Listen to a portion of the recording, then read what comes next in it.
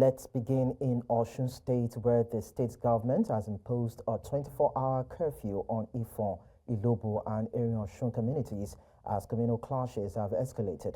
Governor Ademola has taken the measure after an initial 12-hour curfew failed to curb the violence, which has displaced many residents. Some displaced persons, including northerners, were seen leaving the area in buses. A statement by the governor's spokesperson, Olawale Rasheed, confirmed the deployment of a joint security task force and ongoing peace efforts between the warring communities. Governor Adeleke has assured residents of his commitment to security and has briefed the presidency on developments. The government has also warned against fake videos circulating online, dismissing them as attempts to spread false narratives about insecurity in Osun State. We now head to Rivers State, where the sole administrator, retired Vice Admiral Ibok Etebas, has advised the contractor handling the State Assembly Complex project to speed up work and deliver it as mutually agreed. Vice Admiral Ibas, retired, insisted that part of his mandate included restoring full and effective legislative activities in the state. The sole administrator gave the charge when he visited to inspect the ongoing reconstruction work on the new assembly complex located along Moscow Road in Port Harcourt local government area on Saturday. I was appointed in the first place to be here to maintain law and order that will enable us go back to what the state is supposed to be. In the last 2 days, you're also aware that I had been at the executive arm of the state governance structure, and one of the pillars that is missing for now is the legislature, and for them to function effectively, they also need a place to work from. Perhaps I'm here to be sure that work is going on as expected, so that by the end of the 6 months, this place will be ready for those who need to use it. I think basically that's what it is. We'd like to know whether you will be pushing the contractor to ensure that schedule within this. They have a schedule and they have timelines that I believe they will adhere to. Okay. I think the state has done its own bit by providing the necessary funds. I was briefed, and so the onus is on them to make sure that they keep to the terms. Okay. Thank you. Meanwhile, the Rivers State Police Command has urged joint security forces to uphold human rights while maintaining order in the state. Commissioner of Police Olugbenga Adepoju, who made this known, also reassured residents of their safety, emphasizing that the state remains peaceful. Addressing joint security personnel, including officers from the police, Nigeria Security and Civil Defense Corps, and the military, at the police headquarters on Moscow Road, Port Harcourt, the commissioner stressed the need for confidence-building patrols amid the ongoing political crisis. He also warned troublemakers to stay away, affirming that the police are fully prepared to tackle any security breach. Convoy patrol is to ensure that good people of Rivers State are safe, and I want to reassure them that there's peace in Rivers State, and we've sent them out to go on show of force to let them know that we are ready, and continue to assure them that the town will be peaceful, and for anyone who wants to foment any trouble, we'll ensure that we keep him where he belongs. I've just charged them to be courteous, the member of the public, do their job diligently, and ensure they patrol all nooks and crannies of River State. We've been lecturing them. Their commanders have equally told them to ensure they respect human rights and ensure that people's rights are not being infringed on while they are performing their duty. This patrol will last for as long as we feel we should, and as long as we are assured that the members of the public in River State are at rest and they know that yes, they're actually safe, and also to the dictates of the sole administrator on how events unfold. Staying with Rivers' political situation, former President Goodluck Jonathan has stated that the suspension of elected officials in Rivers State has tarnished Nigeria's image and could deter investments. Speaking at the Askei Satomari Foundation Colloquium in Abuja, Jonathan criticized key actors in the executive and legislative arms for actions that portray the country negatively. He emphasized that government's decisions impact national perception and economic prospects. His remarks followed controversy over President Bola Tinubu's declaration of emergency rule in Rivers State and the 6-month suspension of Governor Siminalayi Fubara, Deputy Governor Ngozi Odu, and state lawmakers. Jonathan also condemned undue interference in the judiciary, stressing that such actions undermine public confidence in the legal system. He said he was compelled to speak after calls from concerned Nigerians. And now to discuss the developments in Rivers State, we are joined by a legal practitioner, Tunji Abdulhamid, and public affairs analyst, Jide Ojo. Gentlemen, thank you so much for joining us on the news. You can please unmute your device so that we can hear you. Thank you for having me. I can hear you. Okay. I hope you can hear me. Yeah, fantastic. I can hear both of you too. Now, I'll start with Mr. Jide Ojo. Now, the sole administrator said part of his mandates included restoring full and effective legislative activities in the state.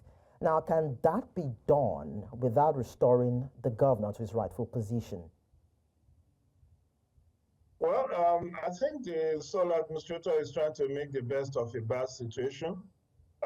He's had his work cut out for him. He's not having the full complement of the governance structure because he just had to work with the civil servants. The legislature is absent, and so he just will have to patch things up and monitor the peace and security. I think likely that's what he has said is just there to ensure peace and security of lives and property. And luckily for him, the federal government has deployed as additional human assets to Rivers. I learned about 10,000 military operatives were deployed and additional police officers. So at least that mandate is very clear. But in terms of overseeing the ministries, departments, and agencies, he might find that a little bit tricky, given the fact that he has to just be briefed and learn the rope. And before you say Jack Robinson, the 6 months will be over. But it's good he started on a good note. At least the guns are silent. There is no more report of pipeline vandalism in the last 72 hours. And he's been inspecting projects. Like today, he went to inspect the construction of the House of Assembly that was burnt in October 2023. It's quite unfortunate that billions of naira is now being used to rebuild a structure that the arson of which could have been prevented if the security operatives deployed to that assembly had been left to their responsibilities. But the point is that not a few believe that it was that arson was politically motivated. And I did say at that time when it happened, I wrote about it in my column in the Punch newspaper, that this just didn't happen. This is not a fire incident that that can be classified as a natural occurrence. Okay. But what has been done has been done. The most important thing is that there is not an attempt, a serious attempt to rebuild that legislative assembly. And I do hope that the new administrator will succeed in putting that in place before the end of a 6-month stay in Rivers. All right. Let me go to Ntuji now. Now, the Attorney General of the Federation, Lateef Fagbemi, a few days ago defended the declaration of the state of emergency, saying that the governor failed to speak up or condemn the attack on oil installations, and that the president made the declaration in the best interests of the people of the state in ensuring safety, stability, and of course protecting oil assets. What do you make of that statement in defense? I think I beg to disagree with the Attorney General, that that was made in the best interest of the people of Rivers State. I think it was politically motivated as far as I'm concerned. Because what they are doing today now, what the sole administrator is doing today, can be done even with the governor in place. It can be done. What we need, let's even assume or admit that there's a pipeline vandalization or whatever. What is the work of security? We have security who should take care of this issue, ensure that this is not done. We are even paying 4 billion naira monthly to a particular company to monitor that pipeline from being vandalized. So what did they do about that? Let's even admit that the governor has failed, or that those pipeline have been vandalized. Whose responsibility is it to provide security? The federal government, the president. The president is the commander-in-chief. He controls the military, he controls the civil, the Air Force, he controls the police. So what is the work? The governor has no responsibility, he has no power to direct the IGP or the chief of defense staff or whoever that is the head of security as to what they're to do. If they want to do it, they must seek permission or approval from the president. So if the president is saying they fail to provide security in that area, and the Attorney General is saying, look, the governor did not do anything, and then as far as I'm concerned, that's not correct. That's an indictment for the federal government. And like I said, the issue is not as big as they portray it. It is not today that we have vandalization in pipeline vandalization in Rivers State. If there is no crisis between Governor Fubara and the FCT minister regarding the power tussle in the state, if that kind of if what happened, there won't be any issue. Nothing will happen. They will not even see anything. So for me, as far as I'm concerned, it's been exaggerated. There is no serious tension in Rivers State regarding a breach of peace. Okay. Yes, there are threats by people. There are claims by people that think what I expect the federal government to do is to fortify the security in the state and ensure that those threats are not carried out, not to declare a state of emergency or even remove suspend the governor. As far as I'm concerned, it's exaggerated what they have done. All right. So Jide, the president made a declaration, and it got the National Assembly to approve that declaration via a voice vote as against a quorum being formed. Do you think that voice votes was not enough in that kind of situation? This is all politics, and not. I am of the considered view that let me not use the word rigged. That voice vote, clearly where you need 2/3 majority, you have to have a division or an electronic voting. That's when you know. All those ones that all the figures being banded, like the Speaker of the House of Reps said, there were 243 that signed the register. How do we know that those 243 were actually present? Is it not possible for somebody to write someone's name in their absence in order to make the number? And somebody stood to say, let us have a head count. The speaker refused. It's obvious that they are working to the answer. If they were very sure that they want to be transparent, they could easily have said there will be an electronic voting. Everyone will answer their father's name. That was how third time was shot in 2006. But for that, if that third time agenda, voting had been subjected to voice vote, maybe we'll still have Obasanjo as president today. So I didn't expect where the constitution already said 2/3 majority. How do you get 2/3 majority of a voice vote? It's impossible. So it's just tantamount to working to the answer. They have achieved their aim. Posterity will be the judge. But I said I am of the considered view that this whole about state of emergency was highly unnecessary. It would have been more cost effective if the president had done what he did with the Lagos lawmakers. If he had done it in Rivers, the whole state of emergency would have been unnecessary. What did he do in Lagos? He sent eminent persons, two governors, two APC former governors, governor of Osun and governor of former governor of Osun, Chief Bisi Akande, and Chief Olusegun Oshoba, former governor of Ogun State, to go and mediate.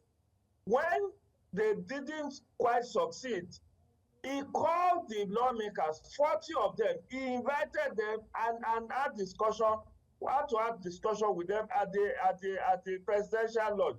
Why didn't he do that? Call the 27 lawmakers in Rivers, call the governors, and have a tete-a-tete with them, and say, look, this in the larger interest of Rivers State, please work together. Yes, litigation cannot all solve the problem. There is a proverb in my part of the world where they said people don't come back from court and be friends. Yes, there should have been a further mediation after that Supreme Court decision.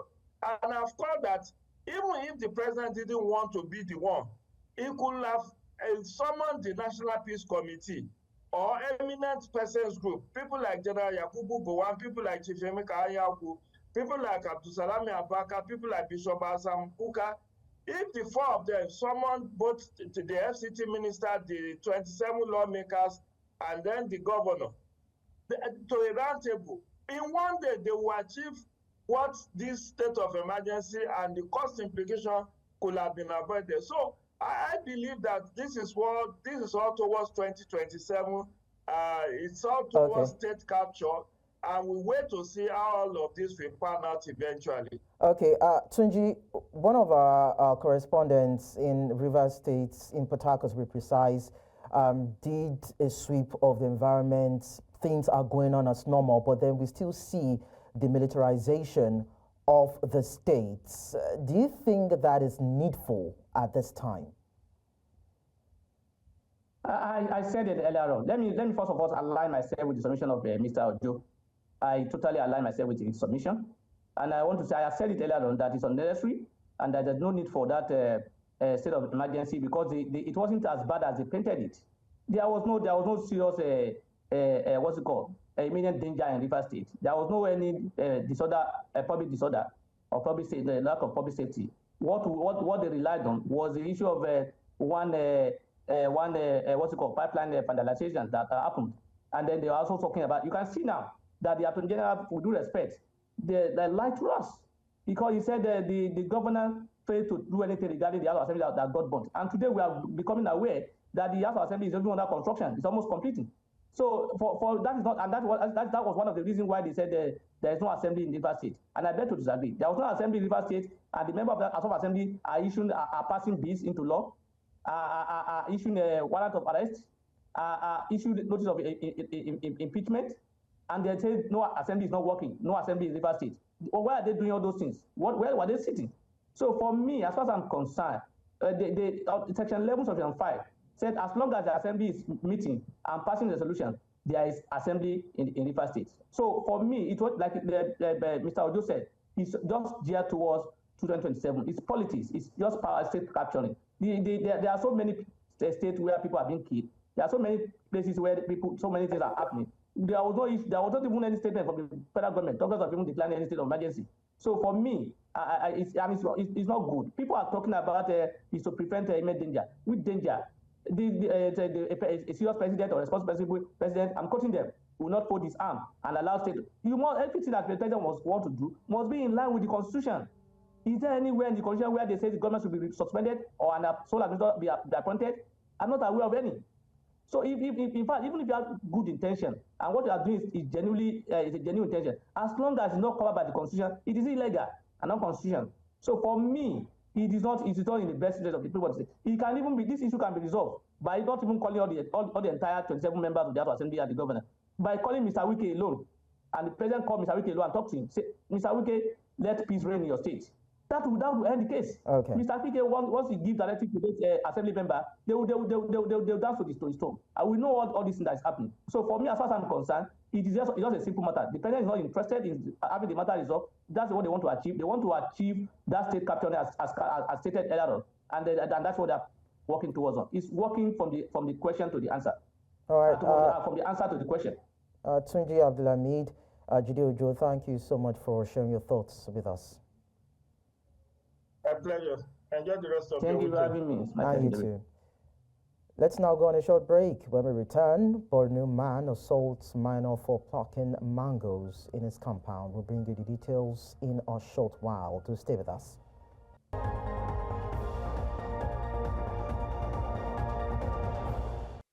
Many thanks for staying with us. Let's now tell you that a former member of the House of Representatives from Kogi State and People's Democratic Party stalwart Abdurrahman Badamasi has dismissed the alleged collection of signatures for the recall of Senator Natasha Akpoti-Uduaghan, calling it a fabrication of political mischief makers. Speaking in an exclusive interview with New Central Special Correspondent for Investigative Journalism, Marshall Onoye, Badamasi claimed that those pushing for the senator's recall are not genuine constituents of Kogi Central, but hired mercenaries.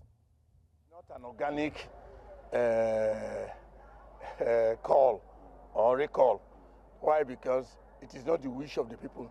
Despite the fact that they deceived the people for an empowerment program, which people later discovered, they have to back it up with maximum security force to be able to even get something. If you look at most of the videos going around, you see them inside the various houses writing and signing the so-called recall.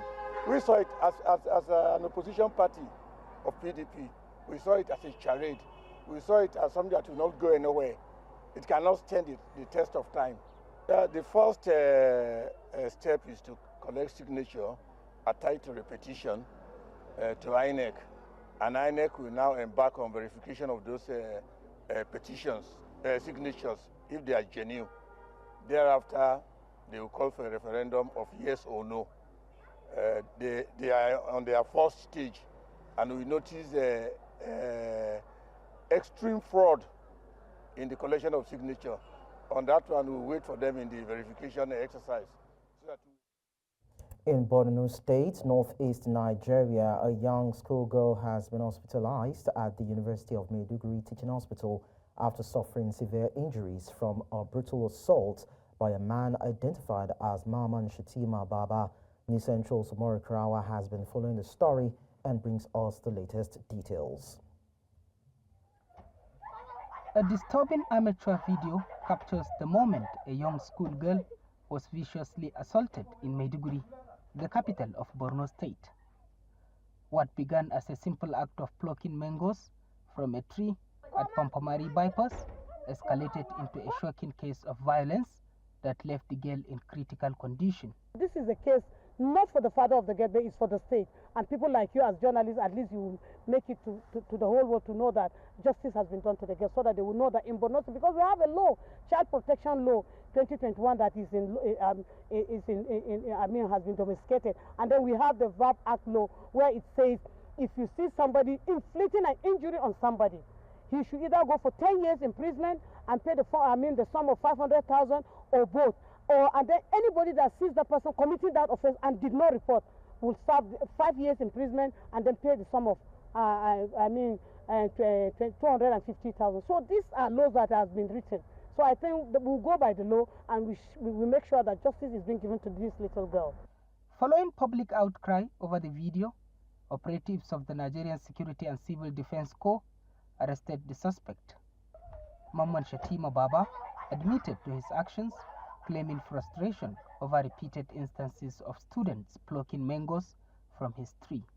The suspects were arrested by efforts of community members and the Nigerian Civil Defense Corps, Borno State Command, who apprehended the suspect, and the suspect was held with them not until yesterday, where due to the inclusive partnership between the police and the civil defense, the police are at advantage in ensuring that with the gender desk office that we have, seamless investigation and discreet investigation will commence.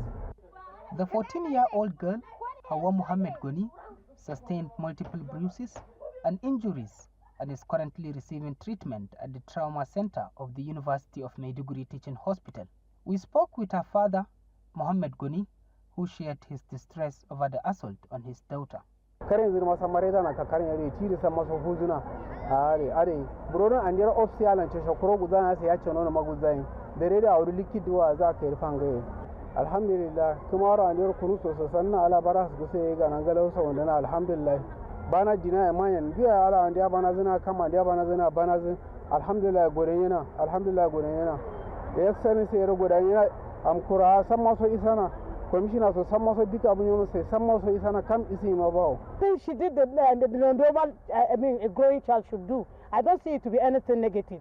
When I met the man yesterday, I said because of Mengo, I asked the wife, you are a mother. How will you feel if such kind of punishment will be given to your child?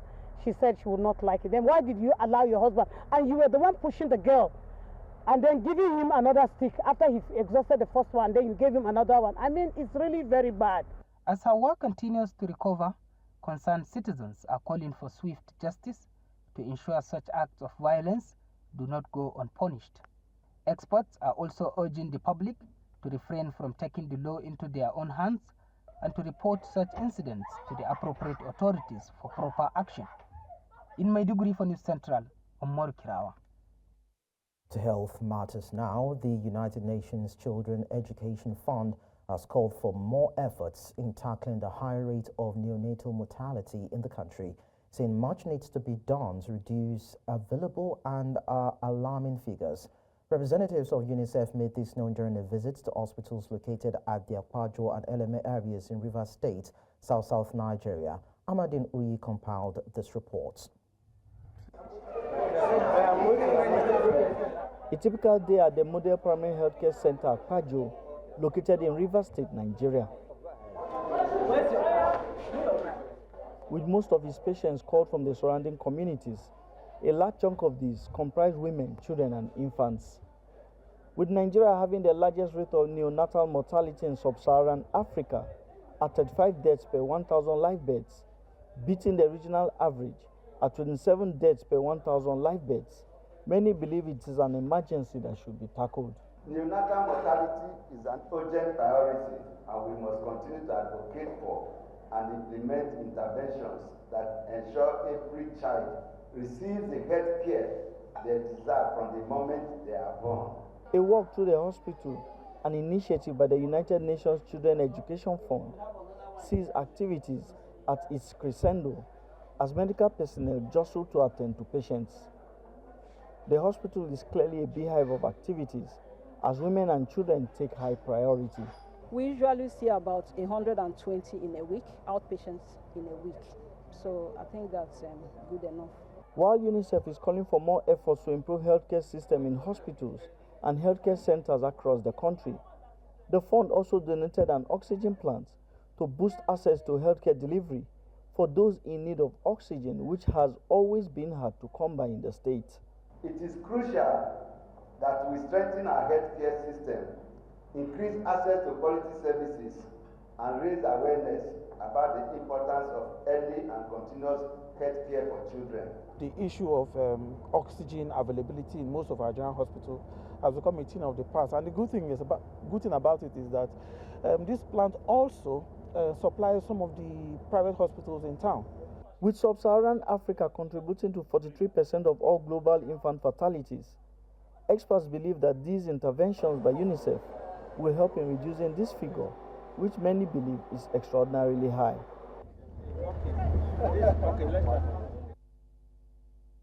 Away from that, stakeholders in Nigeria are calling on both the government and the private sector to reserve 30% of procurement opportunities for women-owned and women-led businesses. The appeal was made during a roundtable involving the private sector and international non-governmental organizations on advancing gender-responsive procurement held in Nigeria's federal capital, Abuja. Our correspondent, Joshua Mirai, has the details. According to the 2019 World Bank Gender Data Portal, women own 30% of small and medium-sized businesses worldwide. Despite this, women-led businesses secure just 1% of global procurement contracts, highlighting a significant gender gap in procurement systems. To address this imbalance, stakeholders are advocating for a 30% allocation in procurement opportunities for women-owned and women-led businesses in Nigeria. We're trying to push for 30% of affordable procurement for women-owned and women-led businesses in Nigeria, not just in Abuja alone. The truth is, if our voice is not heard, this policy might be very far-fetched from being achieved. Speakers at the roundtable stressed the need for inclusive procurement policies that prioritize female entrepreneurs and create fair access to economic opportunities. They emphasized that both public and private sector commitment would be crucial to ensuring effective implementation and sustainable impact. The message cannot be pushed if key stakeholders from the private sector and the public sectors are not joining forces with the women to pass this message. It is therefore crucial that both the public and the private sectors adopt inclusive procurement policies that level the playing field and unlock the vast potentials of women entrepreneurs. As conversation around gender-responsive procurement gain momentum, stakeholders believe sustained collaboration is essential to fostering an inclusive business environment where women can thrive. In Abuja for News Central, I am Joshua Imarayi. Lately, the Tony Elumelu Foundation has once again demonstrated its commitment to empowering young African entrepreneurs with the announcement of the 2025 cohort selection. With about 3,000 entrepreneurs selected this year, the foundation remains focused on creating sustainable economic growth across the continent. Our correspondent, Edong Joseph, has more in this report. Since its inception, the Tony Elumelu Foundation has empowered over 21,000 young entrepreneurs from various African countries with seed funding, business management training, and mentorship. This year's selection is no different, as it aims to continue driving economic transformation through innovative business ideas. The foundation's CEO, Somachi Chris Asoluka, says the selection process was rigorous, designed to identify entrepreneurs with viable solutions to Africa's socio-economic challenges. Our selection is anchored by Ernst & Young. Ernst & Young looks through 5 key criteria. 1, is your idea feasible? We want to make sure it's a feasible idea. 2, is it scalable? Do you have opportunity to scale it? 3, have you done your market research? Is there a market opportunity? 4, do you have financial understanding? Do you know how to keep your books? Are you at least financially literate? And finally, have you demonstrated any leadership, entrepreneurship skills till date? Tony Elumelu, the founder of the foundation, highlights the importance of equipping young Africans with the resources needed to build sustainable businesses. What we do at the Tony Elumelu Foundation is not out of abundance of wealth. It is a realization, deep realization, that if we don't do this is very essential. If we don't do this, we're creating problems for ourselves, the so-called successful people, and our children and children's children. While announcing the adoption of recommendations by its consultants to empower about 3,000 young entrepreneurs, he emphasized the need for critical infrastructure investment and leveraging Africa's youth population. We recommend entrepreneurs from 52 out of the 54 African countries for selection this year. And this final selection reflects strong Pan-African representation and highlights diversity from these 52 African countries. On behalf of the Board of Trustees, it is my honor, our honor, to accept the recommendation of Ernst & Young, EY, to unveil for the 2025 Tony Elumelu Foundation 3,000 successful entrepreneurs that will receive $15 million.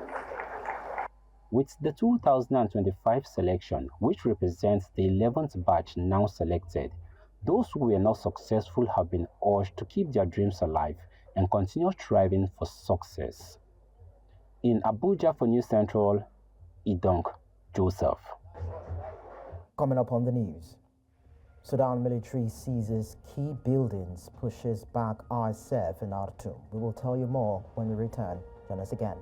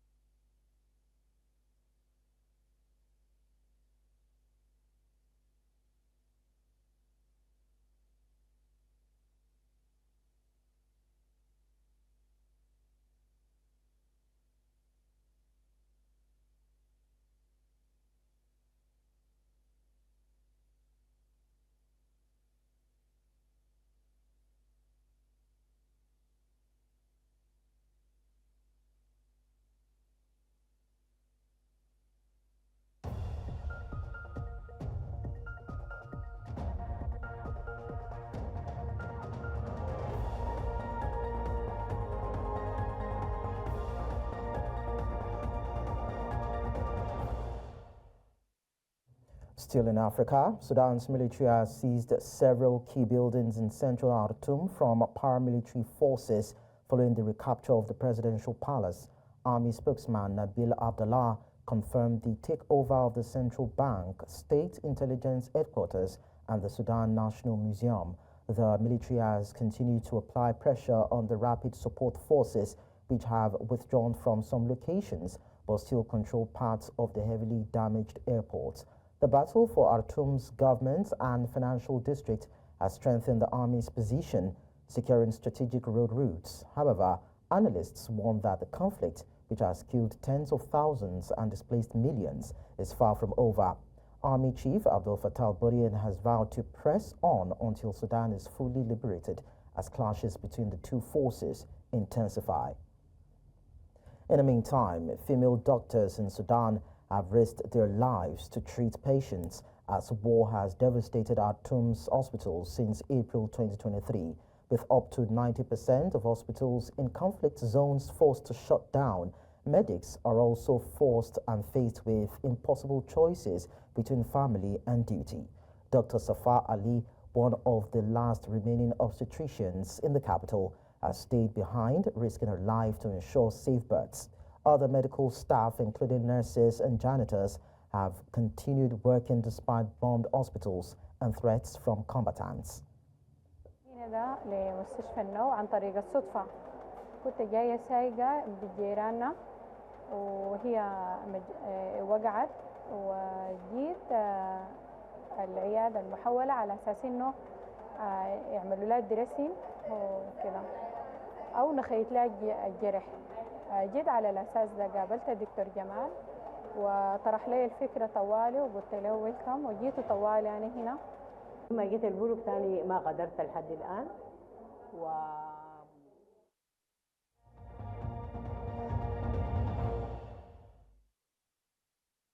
Outside of Africa, thousands have joined anti-racism protests in Paris as part of nationwide demonstrations against discrimination. However, the event has been overshadowed by controversy involving the France Unbowed Party, which has faced backlash for publishing an image of right-wing media star Cyril Hanouna. The image showing Hanouna, who was born into a Jewish family of Tunisian descent, frowning against a black background, has been widely criticized as anti-Semitic. Critics have condemned the post, accusing LFI of fueling division amid rising political tensions in France. The protests have drawn diverse crowds advocating equality and social justice, with demonstrators calling for stronger measures against racism and intolerance. Let's also tell you that Pope Francis' doctors have confirmed that he is set to leave Rome's Gemelli Hospital on Sunday and return to his Vatican residence, where he is expected to spend at least 2 months recovering. The 88-year-old pontiff has been hospitalized since February 14 due to breathing problems and has battled pneumonia in both lungs. Despite his condition, the Vatican has stated that Pope Francis has intended to waive and offer a blessing from the hospital before his discharge. Meanwhile, Dr. Sergio Alfieri has also confirmed that the Pope will continue his recovery at St. Martha's House in the Vatican. Il Santo Padre viene dimesso in convalescenza, 2 mesi di convalescenza. Come tutti i periodi di convalescenza necessiterà di continuare la riabilitazione motoria che è già iniziato, la fisioterapia respiratoria che ha continuato, quindi ci sarà un continuo. Okay? Chiaramente la raccomandazione, così come vi ha anche spiegato il dottor Carbone, di prendersi l'adeguato periodo di riposo e di convalescenza. Quindi la risposta è: immediatamente non potrà riprendere l'attività lavorativa con gruppi di persone da incontrare o importanti impegni che potrà probabilmente effettuare una volta che avrà terminato la convalescenza prescritta e si potranno registrare i miglioramenti clinici. Let's now join our business desk for today's updates. In business, Nigeria's federal, state and local governments have shared 1.678 trillion naira as FAC revenue for the month of February 2025, marking a slight drop from January's 1.703 trillion naira allocation. The decline was driven by lower revenues from value-added tax, petroleum profit tax and companies' income tax. This is according to the Federation Account Allocation Committee. Of the total revenue, 827.63 billion naira came from statutory sources, while VAT contributed 609.43 billion naira. Other sources included the electronic money transfer levy, which contributed 35.17 billion naira, and solid minerals revenue, which was 28.22 billion naira. An additional 178 billion naira was provided as augmentation. Despite an increase in oil and gas royalty revenues, overall distributable revenue dropped due to tax revenue declines. The federal government received 569.66 billion naira, states got 562.19 billion naira, and local governments shared 410.56 billion naira, with oil-producing states receiving 136.04 billion naira in derivation. The continued revenue shortfall raises concerns over fiscal sustainability amid Nigeria's economic challenges. Yesterday, Nigeria stock investors experienced a 532 billion naira loss in the trading week ended March 21, 2025, due to persistent sell pressure. The Nigerian Exchange Limited All-Share Index decreased by 0.94%, with a 2.65% drop for the month and a year-to-date return of 1.98%. Industrial, banking, insurance, and oil and gas stocks were heavily sold, while consumer goods saw mild demand. The market recorded only one positive trading day out of 5, contrary to analyst expectations of bargain hunting. The All-Share Index closed at 104,962.96 points, and market capitalization fell to 65.819 trillion naira. And finally, the Democratic Republic of Congo is considering extending its 4-month cobalt export ban introduced in February to stabilize prices. The world's leading cobalt producer halted exports in February, citing an oversupply that had depressed prices. Since then, cobalt prices have surged over 50%, prompting officials to evaluate the impact of the restriction. Government spokesperson Patrick Muyaya, quoting President Felix Tshisekedi, stated that an assessment will be conducted at the end of the 4-month period to determine whether the ban should be prolonged or adjusted. Additionally, DRC plans to introduce export quotas and explore collaboration with Indonesia, another major cobalt producer, to manage supply levels and pricing. Cobalt, a critical component in electric vehicle batteries, is essential to the global energy transition. Analysts warn that prolonged restrictions could disrupt supply chains, but a price rebound benefits DRC's economy. Analysts warn that prolonged restrictions could disrupt supply chains, but a price rebound benefits DRC's economy. That's our offering on business news at this time. Thank you for watching. I am Perpetua Fasami Peter. The news continues shortly.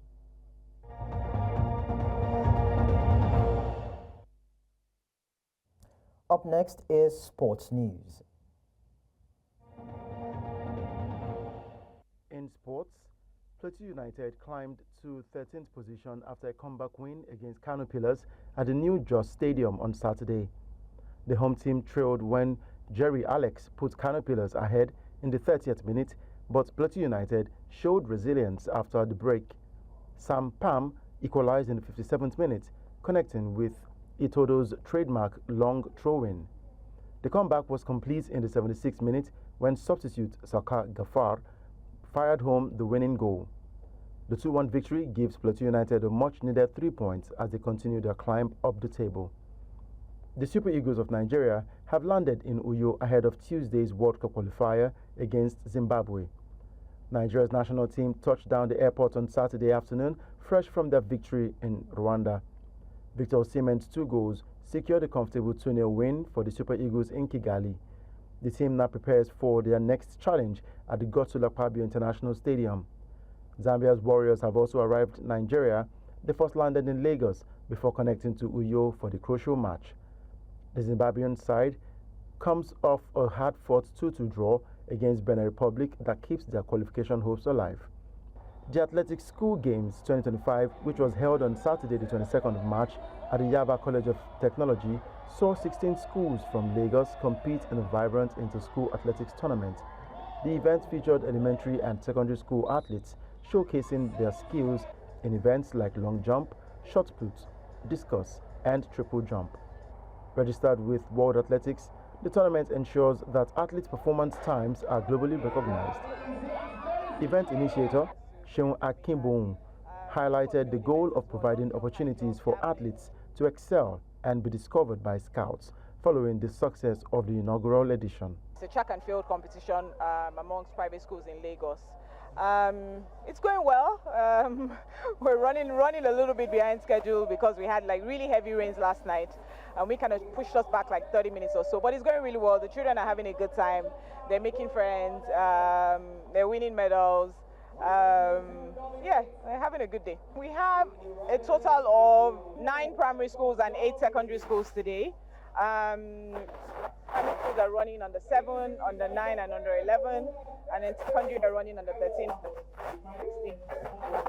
Across a number of events, from hurdles to 600 meters, to 100 meters, to 300 meters, and of course field events as well: long jump, high jump, javelin, shot put, discus, and a few others.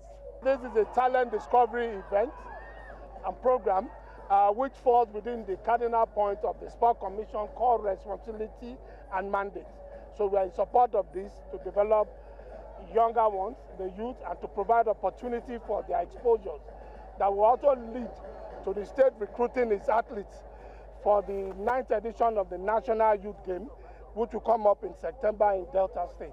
And that's a wrap on Sports Updates. I am Udoka Njoko.